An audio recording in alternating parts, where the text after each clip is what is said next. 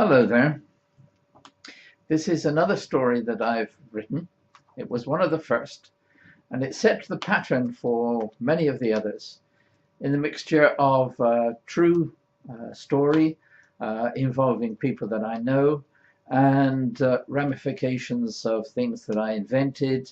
The scenery, however, is seen in central Portugal, and it provides the background for the little tale you're about to hear. The first cuckoo.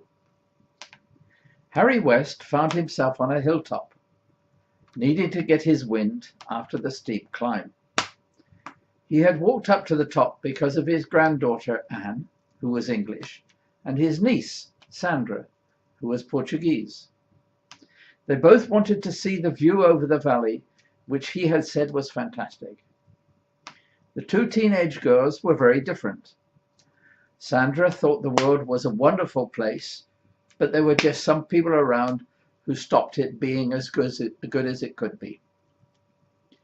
Anne thought she was very lucky if things went right for her, because there were really very few good things in life. They were, however, very good friends, maybe because they were so different.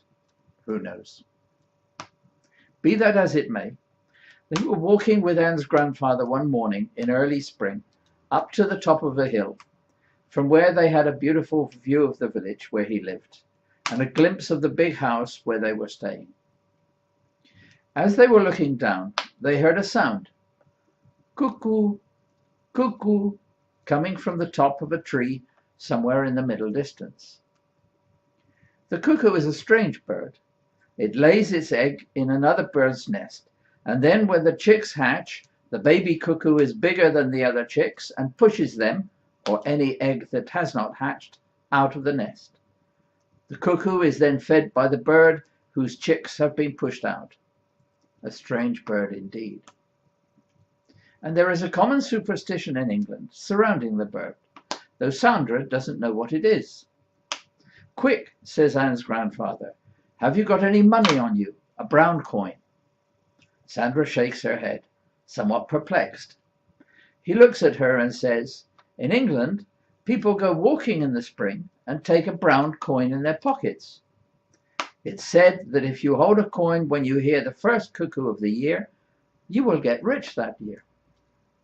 Come on, find a small coin, quick. I haven't got any money at all, says Sandra. Anne looks at her grandfather and he says, come on, Anne, what about you? It's just a silly superstition, she says lightly. Anyway, what makes you think I have any money on me at all?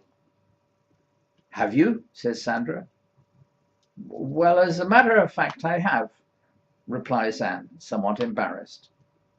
Well, show me. What's the point? Come on, we might get rich this year.